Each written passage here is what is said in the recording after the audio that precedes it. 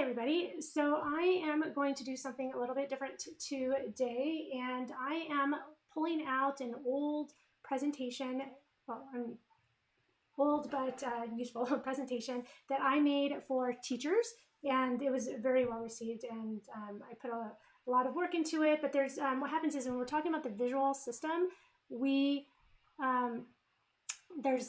it's really helpful in this presentation to see, I have where things are in the brain, so I wanted just to go ahead and show you the slides. So what we're going to do, I got to figure out if I can, I've never done this before. Oh, there we go. Okay, so I guess I figured it out. So anyway, today's video is talking about the developmental insights gained from children's eye tracking ability. There is more to vision than just acuity. So we have mentioned in another video that if most people think of just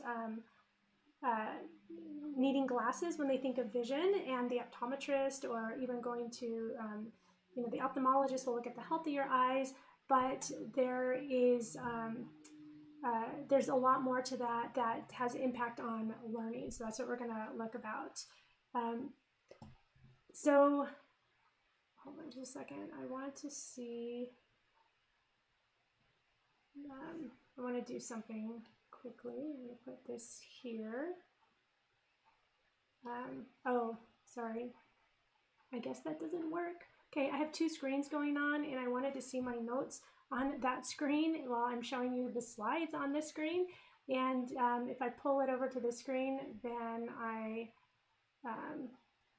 just messed that up. So anyway, I'm going to probably be looking back and forth, so I apologize, so I can look at my notes.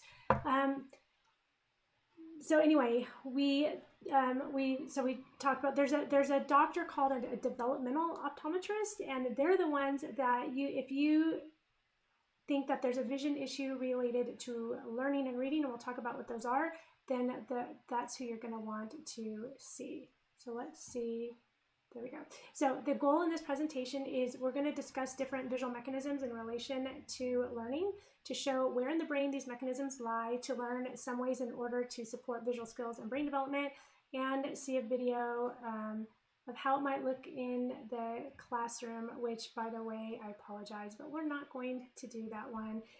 So just for a little inside information, on this computer, I don't have the ability to edit PowerPoint. I don't have PowerPoint on it. It can only show PowerPoint. My other computer can edit, so there are going to be things in this presentation that might not apply to what we're going to do today. So I'm not going to show the video of a classroom. Okay. All right. So in order to be a good reader, we need binocular vision. We need to be able to track words on a page. We need to be able to sweep our eyes back and forth to the beginning of the next line without losing track, and we need to be to see groups of words at one time. This is a visograph, and it's an assessment that it's like these goggles that you put on, and it tracks your eye pupil movement when you are reading. And so this is a normal, healthy reader person. The left eye and the right eye are moving at the same rate, and then they sweep back, so they're so that's what it's tracking as it's moving across the page. In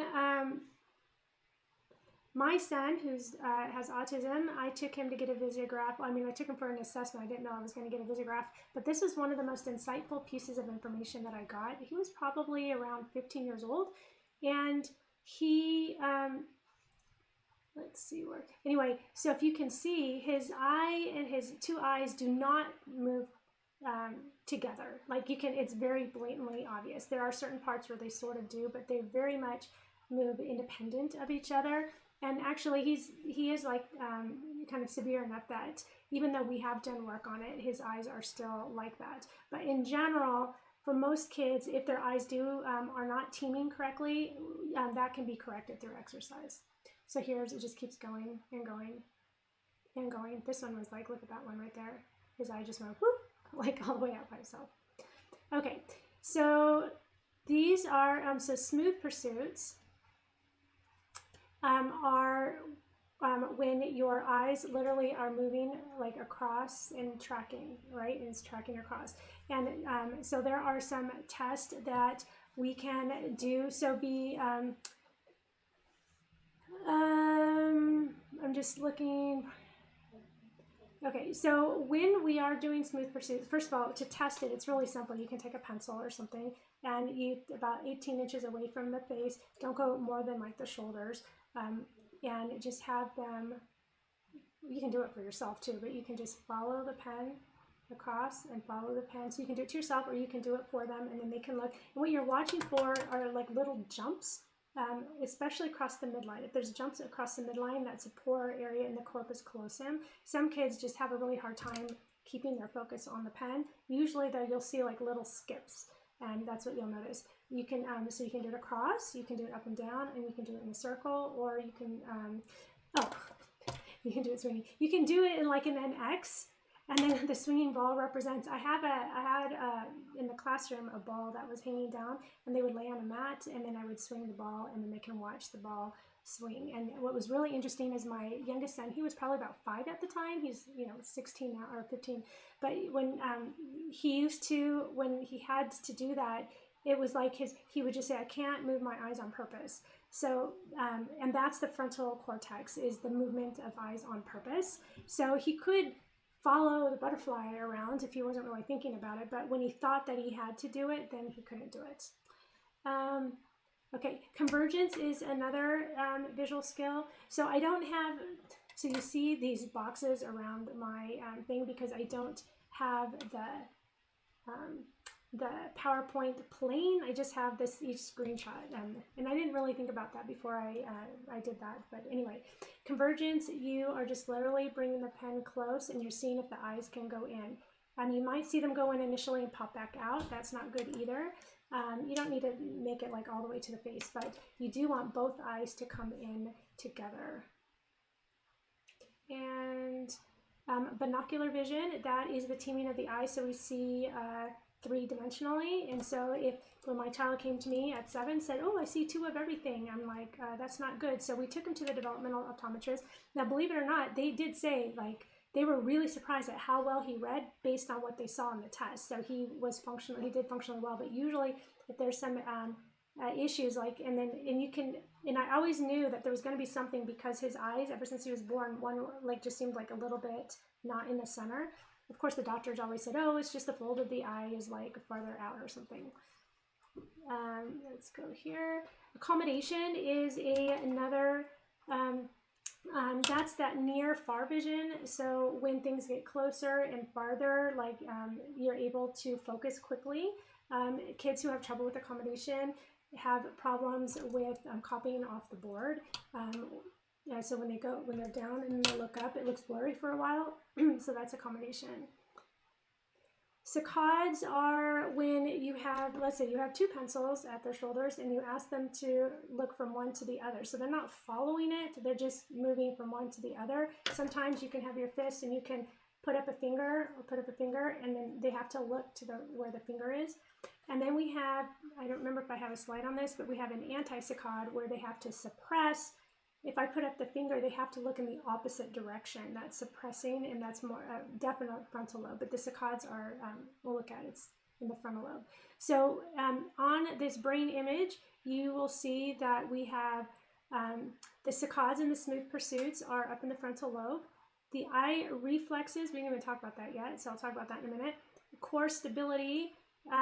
You need to have core stability in order for your reflexes and then primitive reflexes. So we're going to go over this in a second. So in the brainstem, which is, I'm not sure if you can see my cursor here, but if you can, I'm moving the cursor up and down on the brainstem. So in the brainstem, that is what controls our primitive reflexes. When we're born, as I mentioned in other videos, if the baby has control of their head, when they gain control of their head, and they're able to turn their head, but they don't yet have control of their arms, and their arm flies out. When their head goes out, this arm comes in, they turn their head, this arm flies out, and this arm comes in. That's a primitive reflex. The brainstem controls the reflexes. When the reflexes are developing and integrating, they develop core stability, which is the cerebellum has a big role in core stability. Then we have on top of that, we have eye reflexes. And so eye reflexes is, for example, when so the head, so we have head writing. So that's like, let's say I'm holding a child and I'm moving them forward.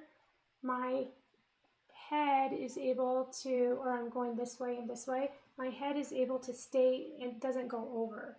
My head is able to stay upright no matter how I'm moving. That's the head writing. Now, it's not when I move myself, it's when somebody is moving me, because when you do it yourself, you have different amount of control. The VOR is when, if I have a pen here and I turn and I look, my eyes are staying on that pen. It's called the doll's eye reflex, because you know when you move a doll, their eyes like move. It's kind of creepy. Okay, and the opikinetic reflex has to do with when it's like if the train passes by, then you have to you're kind of looking down the cars and then your eyes sweep back, and then you look down the cars and then the eyes sweep back. So that has to do with the OPK. All right. So the next one is so in this picture you can see the voluntary fixation and tracking in saccades. When you are gazing and fixating on something on purpose, that's taking that's using like an area here, an area here, an area here. So in the saccades, so you have the cerebellum and the frontal cortex, and the motor cortex, like all kind of working together. Involuntary fixation, tracking in saccades. You know, so this is just the smooth pursuit. This is just to show you all the different areas of the brain that is involved with vision. The eye reflexes need the vestibular system. We have the eye teaming, the convergence, the accommodation has a lot to do with the brain stem with the primitive reflexes. So anyway, the point of this slide, and I'm sure there's even more parts that I didn't even get when I did my research, I kind of pulled from all the courses I took, I pulled everything together and tried to map it all out on the brain. But what you are seeing is that there are so many parts of the brain involved with vision. It is not just about the acuity and the lens of the eye. So I hope that point has been made. Okay, saccadic and pursuit movement difficulties are disruptive in cerebellar disease and problems with the vestibular system. So whenever there's an issue with the cerebellum, an issue with the vestibular system, we're going to have problems with that smooth pursuit and the saccades. Okay. And we have talked before about the cerebellum. In the last video, we went over, hold on just a second, just moving that up a little bit. We went over the cerebellum, and the cerebellum in this case is in charge of activating and inhibiting eye movement. So the vermis area I showed you in the last video, but right here in the center is that vermis area, and that's affected in ADD, ADHD, and autism. We have the vestigial nuclei that activates stopping eye movements, and the vermis inhibits that activating, it inhibits that. So the vestigial nucleus, the role of the vestigial nucleus, and I'm looking on here to see if it's actually labeled on here. It's not on here in the picture, but the vestigial nucleus activates the stopping of the eye movement, and the vermis inhibits that, therefore it activates the movements. Okay, so hopefully that wasn't too confusing. I don't know why. Oh, there we go.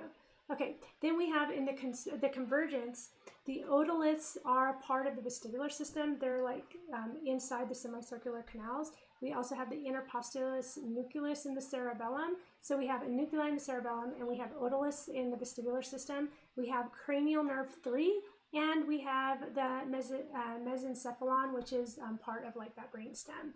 So those are all active or a part of convergence. Whoops. The visual system is not fully mature until 12 years old. When both eyes cannot cooperate, learning stress turns off the left eye so the right eye can read. So when you're right eye dominant, your eyes want to sweep from left to right, and a lot of times these kids who struggle are left eye dominant, and they naturally want to sweep from right to left. So sometimes they suppress one of their eyes, and then as a result, and they're not like closing their eye, it's like the subconscious suppression, and so that prevents them from being able to decode and have little comprehension. And again, for left eye dominance wants to sweep from right to left, and they have difficulty decoding, and they'll spell words backwards and all kinds of things. We need both hemispheres to see large chunks and to be speed readers. So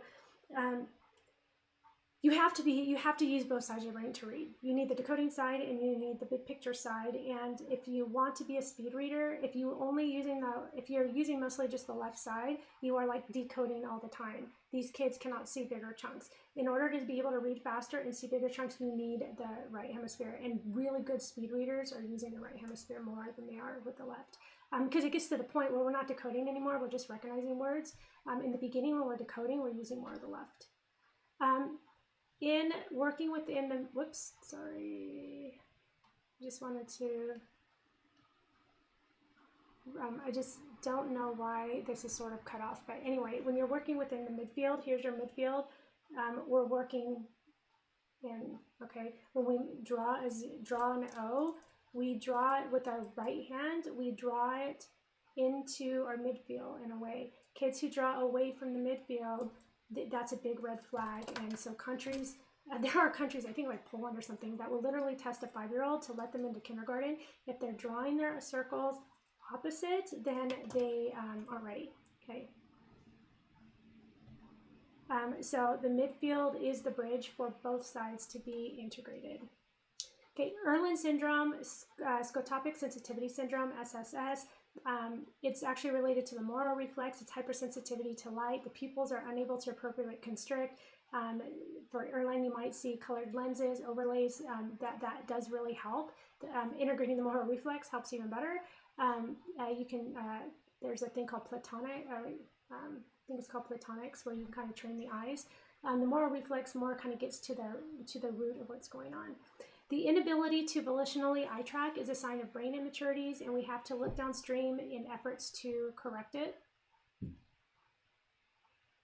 If there are immaturities in the lower parts of the brain, working just on the eyes will not fix the problem.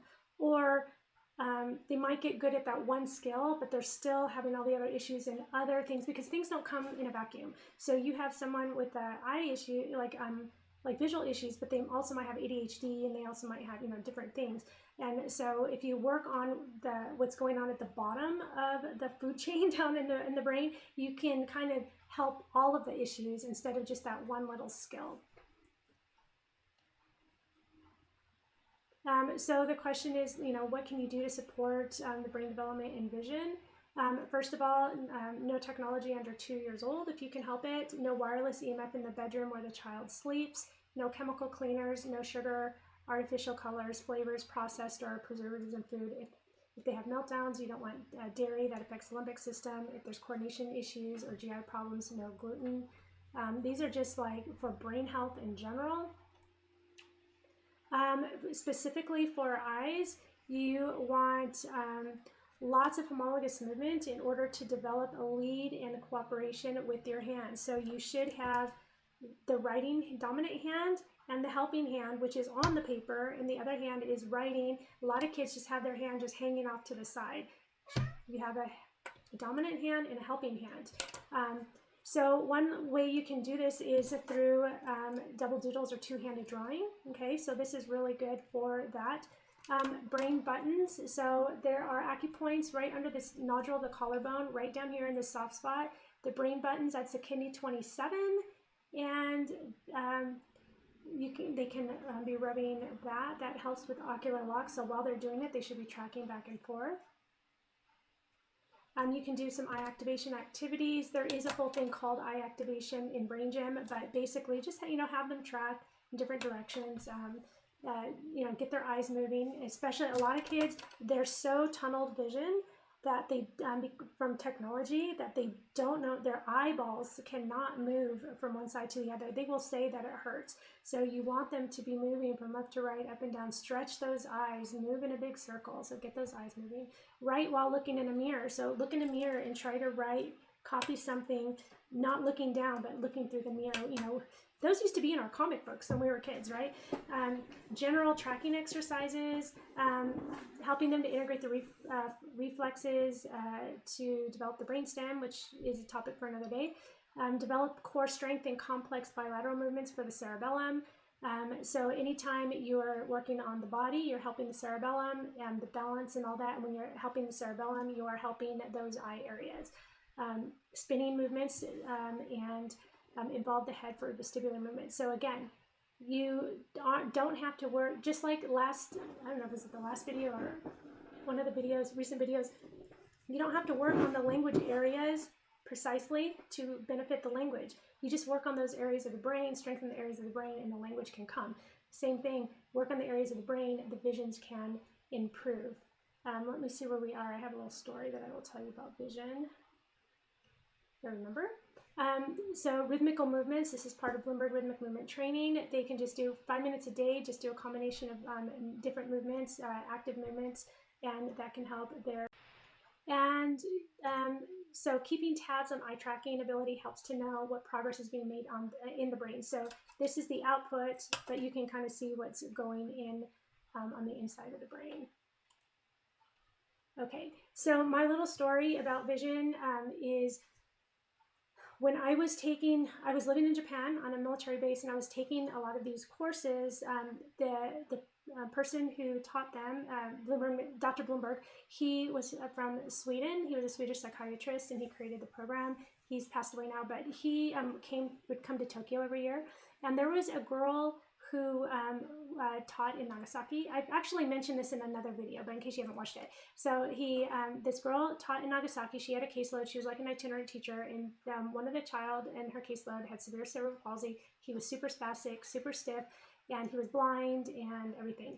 So what she did is she basically gave the teacher a combination of exercises from Brain Gym and Bloomberg Rhythmic Movement Training, just the two, and gave 20 minutes of passive exercise, because your brain, the motor cortex, doesn't know the difference if you are moving it yourself or you're being moved. The cerebellum does, but in this case, the motor cortex doesn't.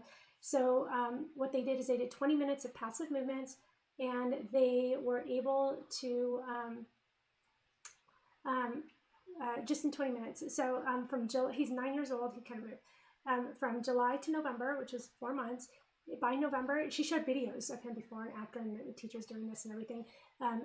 He was able to be in a walker that was, designed, for older children. He was in a walker. He had glasses, and he was moving around, and he was intentional. So he developed his vision by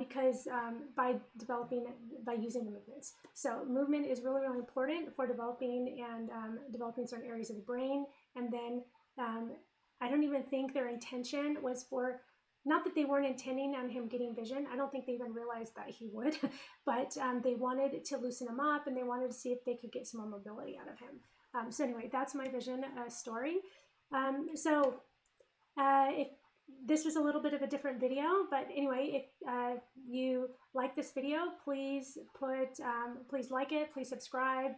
Let me know if you are interested in a rhythmic movement training course or a Brain Gym course. Brain Gym also targets vision.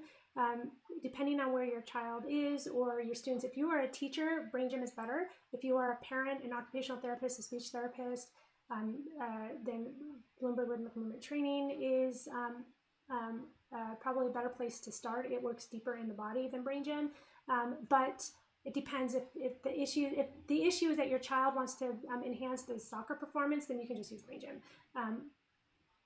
I say that, but both will help. So anyway, let me know and we'll talk about it. And anyway, I just put these videos out on Mondays, and on Wednesdays I put out my tips and tricks. And until next time, I hope you have a great and blessed week. Bye.